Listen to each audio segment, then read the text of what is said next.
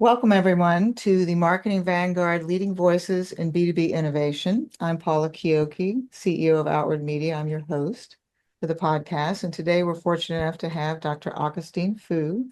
He is the founder and CEO of FouAnalytics. And Dr. Fu specializes in something I think everybody would be interested in, exposing ad fraud for online advertising on the internet. Welcome, Dr. Fu. Thank you, Paula. Great to be here with you. Thank you.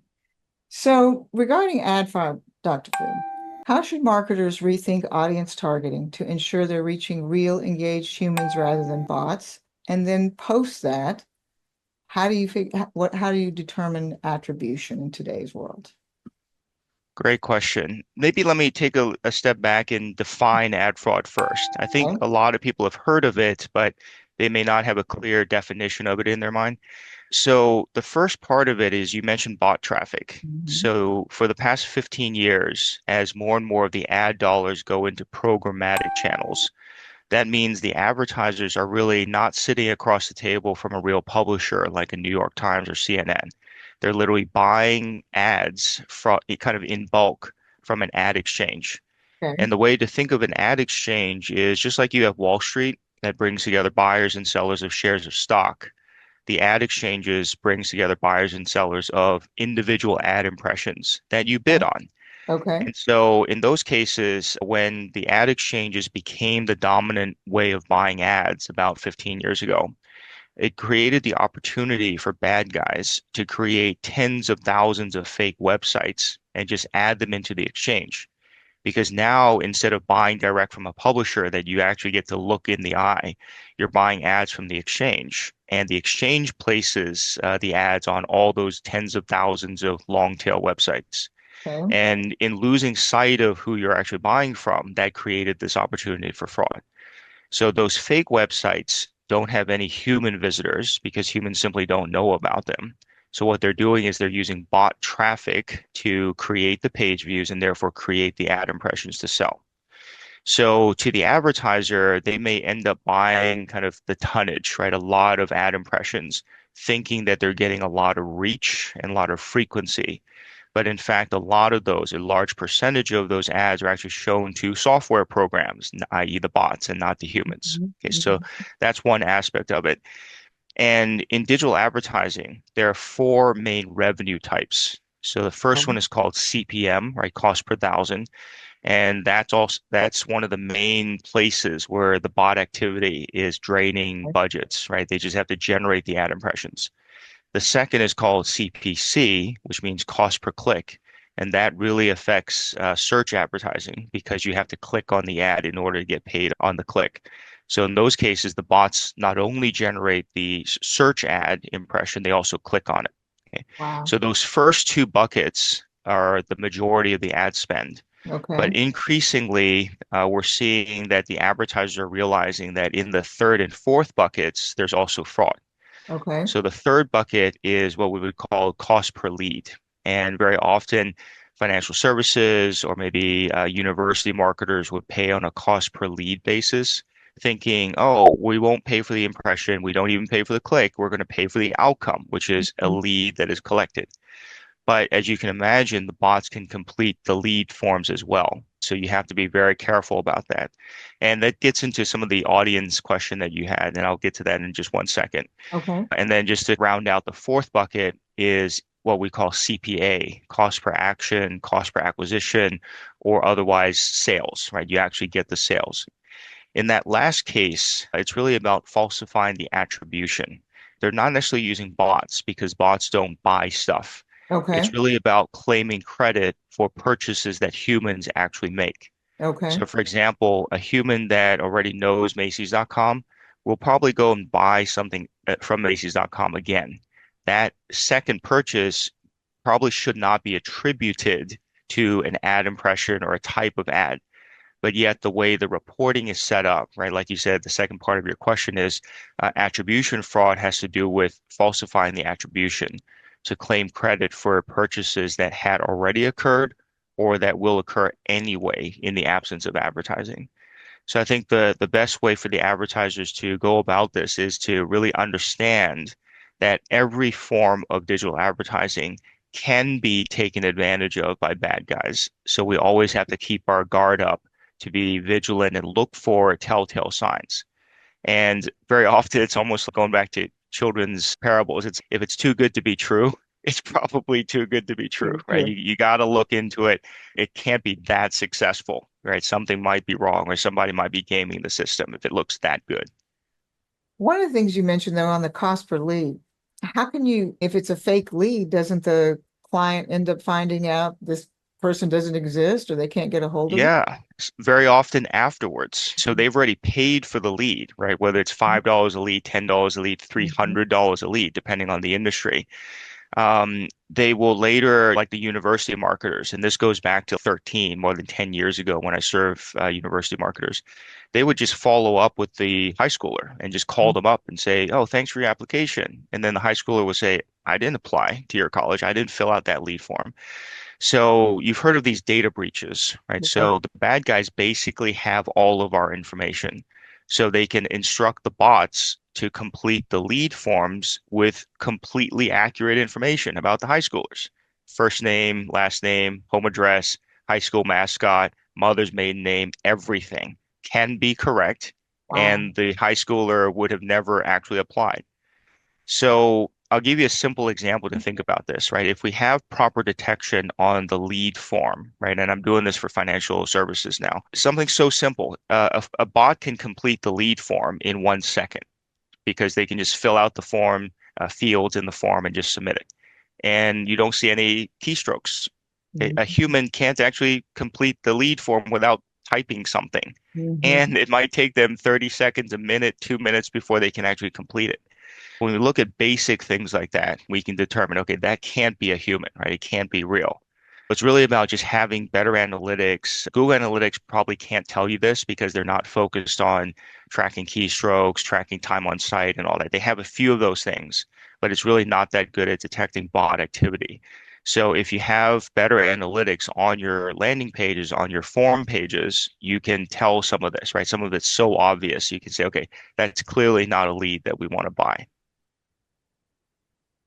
Wow. It's sophisticated. hmm Yeah. A more recent example is you probably heard of these scalper bots. They I would have basically not. scalp the tickets, basically. Oh, They okay. would buy up all of Taylor Swift's tickets within 15 minutes of I have to launch do that. for the purpose of reselling them for 5 times the money afterwards. So the bots can actually complete a transaction. I think a lot of people might assume that bots don't buy stuff because they're not going to spend their own money. But Mhm. if there's a motive or incentive, bad guys can use bots to defeat captchas, buy up Taylor Swift's tickets for the purpose of reselling them. In fact, there was a news item just yesterday where they were saying they finally caught a few of those hackers that bought up hundreds of Taylor Swift tickets and then tried to resell them, and that's how they got caught. But this is basically an automated system where they're using bots to complete those ticket purchases so that they can resell them on the aftermarket. Whatever happened to just having a real job? That's right. That's right. So, as the ad fraud tactics evolve, have you seen specific marketing channels or platforms that are more vulnerable to the bot activity? If you've seen as much as I've seen, every single channel is vulnerable, right? Like I mentioned earlier, every single form of digital advertising, those four buckets, those four revenue types, all have flavors of fraud that affect it. It's just a matter of whether the bots are sophisticated enough, whether there's enough money to be made. So in certain verticals, when say a pharmaceutical company or financial services company is willing to pay a lot per lead, $100, $500 per lead, that makes it a very attractive target for the bad guys to focus their bot activity on that. So that's again, the best practice is always to double check, not just assume that the leads you're getting are real, even if it's a real street address. Over the years, I've seen people check, oh, is this a real street address that exists in Columbus, Ohio or something? Okay, those things check out. They're gonna check out, but that still doesn't mean the lead is real. So it's always about challenging your own assumptions and having a way to double check the data and not just rely on the platform that you're buying from, right? Because they may not be deliberately lying, but they may also not know that those are fraudulent leads or fraudulent Right. activities. And it doesn't seem like the direct advertiser would have much recourse. Yeah, ultimately, even as far back as 2013, when I talked about the university marketers, they had to routinely discard 50 to 70% of their leads because they were not real. But it became laborious because they had to follow up and call them to Yeah. then determine it Oh, was not real. time. So I think you just need to layer in additional things. Like I said, if we have analytics on the site that showed that the form fill was done in 1 second and without any keystrokes, Mhm. there's something wrong with that. And in my world, when we look at the ads, if there are clicks, but there's no touch on the screen, that's also not real, right? So on a smartphone, a human has to touch the screen, so we should record a touch event before we see a click.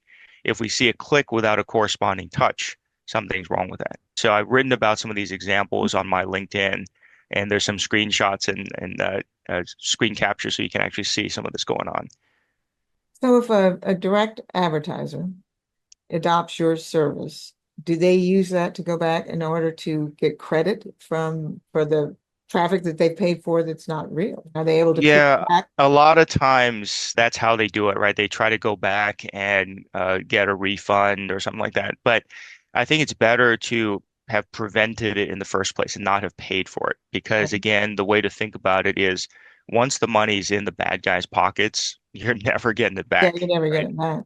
I'll give you an example. Uber in 2016 found out that they were being ripped off by 100 mobile exchanges. So at the time, Uber was paying for installs, right? They were running what we call a CPI campaign, a cost per install campaign. So every install that they got of the Uber app, they would pay out a bounty like $5, $10. So what the mobile exchanges were doing is basically creating the reports that made it look like they caused millions upon millions of app installs. Wow. This was discovered not by tech, but by just best practice, right? So an analytics person, Kevin Frisch, who worked at Uber at the time, said, let's run a turn off experiment. Let's just pause the CPI campaign for a week and see what happens. They turned it off. All the app installs continued because they were not driven by the campaign. They were people who installed Uber app because they wanted to, not because they saw an ad and clicked on it. So then Wow. he said, let's leave it off for a second week. All the app installs continued. So then he said, we're cutting all of this because all of these installs were organic installs, right? People just installed it naturally, not because they saw an ad. Mhm. And then they ended up suing 100 mobile exchanges. And now we're like, how many years? 9 years later, most of those exchanges have died and gone away. They Really? literally made off with the money. There's nobody to get the money back from. So that Hmm. was the long story that we can learn from. It's better to actually say, okay, when we see that these form fills were happening too quickly, we're not going to pay for it in the first place, rather than try to get our money back afterwards because you're not going to be able to. So if a direct advertiser is using your service, which I'm familiar with, do explain how they use it in order to head that more or less off at the path. Sure. So my platform is called FouAnalytics. It's something that I started building about 14 years ago. And initially, it was used to audit campaigns just to see if there are these kind of problems that we could see and then help head off.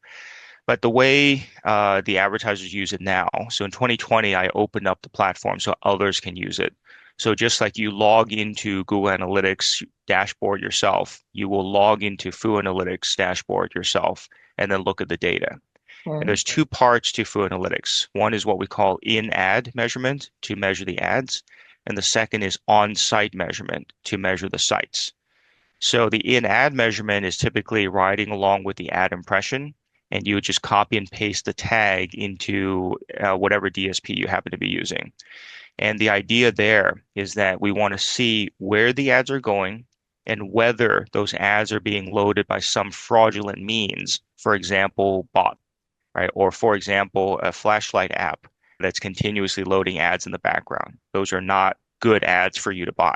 Okay. In those cases, when we see that, we simply add the site or the mobile app to a block list. And that way your ads won't go to them anymore, right? That's how you prevent it from happening. And so if you block those fraudulent sites and apps, then more of your dollars in ads can go to better sites and apps, hopefully real ones, right? So that's how you can prevent the ads from going to bad places. And then on the site, we'll do And what we just talked about. do Yeah. you work with the DSP to give them the block list? Yeah, we can either do it in an automated way Okay. or there can be a human analyst who will go in there. Some of these lists of sites could be hundreds of thousands of sites long, Ah, but you don't have to deal with that all the time because think about it. If a site is eating up 10 impressions, it doesn't matter. You want to take out a site that's eating up 10 million impressions because that is significantly, right? mhm. It's a fraudulent site. It's eating up 10 million of your impressions. That's a very significant chunk of money. Yes. So the way to think about it is every week you can go in there and look at the top 10 bad guys and decide whether you want to take them out or not. And the simple thing is if you say, okay, this is clearly a fake site or fake app, let me copy and paste that and send that to our agency or send that to the DSP and they would add it to a block list. So Okay. you don't have to handle tens of thousands, hundreds of thousands. It's really the top 10 or 20 bad guys that you have to clean out every week. And then on top of that, after the ad impressions, you can then have a code on the landing page to measure the quality of the clicks that come through from whatever marketing channel. There are certain channels like Facebook or YouTube where we are not allowed to measure the ad impressions themselves. So we have to look at the clicks that come from those channels to see if they're bot clicks or they're real human clicks. And again, based on that data measured on the landing page with an on-site tag, you can then say, okay, we can either turn off the channel or block certain sites or apps that are part of that channel, right? And therefore clean up the campaign a bit more. That's how an advertiser would typically use the FouAnalytics platform, both in ad and on site. And do you get pushback outside of the end user? Might do the agencies? Are they interested in this service or are they Yeah, pushback? increasingly. Okay. Yeah, I think in years past, in the last 15 years, the most challenging hurdle was to really overcome the desire to buy more and more quantity, right? So both the advertiser and the agency were looking for more reach, more frequency. So Mhm. it became a game of buying as much tonnage as possible at as low a CPM price as possible. And inevitably, that drove them to buy bad ads from bad places. Mhm. Over time, I think they're now realizing, okay, we can buy far fewer ad impressions. Even if we pay a higher CPM, we're still going to be saving money because we're not sending so many billions of impressions to literally outright bot traffic. Mhm. So I think we're finally seeing a turnaround and the agencies are more receptive to it. And if you also think about the concept of fraud detection versus analytics, fraud detection, like what's been done in the last 10 years, is you're just relying on a vendor to tell you how much, what percentage of your impressions were fraud or not. And if they keep telling you it's 1%, most of the advertisers and the agencies would not have taken any kind of action because 1% fraud is Yeah, below the threshold of action or needed action. sure. So most of them didn't really take care of it. But now when they put a Foo Analytics tag into a campaign, it might be 50% red because they couldn't see it before. Hmm. But again, it's not cause for panic, right? If you can see where the fraud is coming from, you can do something about it. And again, going back to what we said earlier, when you see the bad sites and apps, you take those and put it in the block list. And that's how you progressively clean your campaign, right? It won't drop to zero overnight. You still have to be vigilant and work at it. But I think that's a kind of a path forward for you to clean up the campaign and basically take action where you couldn't take action before. So that's the difference between just having black box fraud detection versus having better analytics that you could look at and understand why something is fraudulent or not, right? And I would think that the agencies might start becoming more interested in what you're doing because I think there's a lot of pushback coming from the brands of I'm spending all this Mhm. money and what do I show for it? The ROI is not there. That gets to a really good point, and you touched upon it earlier with the word attribution, Mhm. right? So there have been cases, and more recently, where they're saying the ROAS is so awesome with this. We have to keep increasing our ad spend in here. And I'll just use an anonymous case example, a national hotel chain. They were looking at their own double-click campaign reporting and saying, the ROAS is so awesome here. Let's keep pouring more money. Let's take money from other channels. Let's keep pouring it into this channel because the ROAS looks so good. But looking at the ROAS, return on ad spend in the double-click conversion reporting is very Mhm. different than looking at did you actually get bookings for the hotel chain? And what was happening in this case was what I'm going to call attribution fraud. So there were outcomes. There were people who actually booked hotel rooms, but it wasn't caused by seeing an ad. Joe, remember the Uber example? Yes. The people installed the Uber app because they wanted to install the Uber app, right? That's an organic install, Okay. not because they saw an ad from these mobile exchanges and clicked on it. So, same thing was happening. People were making those bookings because they were already familiar with the hotel chain and they're going to book anyway. What was happening is that the ad tech company was falsifying the attribution. And it's not even that hard. All you have to do is load the landing page, which has all these conversion pixels on it. And once those conversion pixels and trackers fire, it marks that device as exposed, meaning exposed to the ad. So Okay. then there's this concept of view through conversion, which is even if the person didn't act right away, meaning they didn't click on the ad, they must have seen it. And any conversion event that happens, or sale or booking or whatever that happens 30, 60, or 90 days afterwards, now gets attributed to the ad. So the platforms, fraudsters have all found out how to game the system by tricking the attribution to make it look like many of those bookings were caused by ads run on their platform.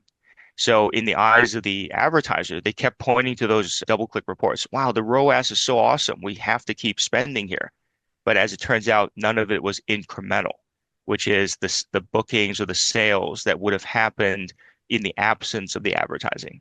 So once they figured that out, and once they figured out how the bad guys were loading the landing pages with hidden browsers, they were using my tech. We could see that in the data. They said, "Oh, now we understand this is not incremental. Even if we turned off this campaign," and they actually did turn off that campaign, the bookings continued. Uh, So then it became clear so it that was was the the proof. bookings were not caused by that campaign.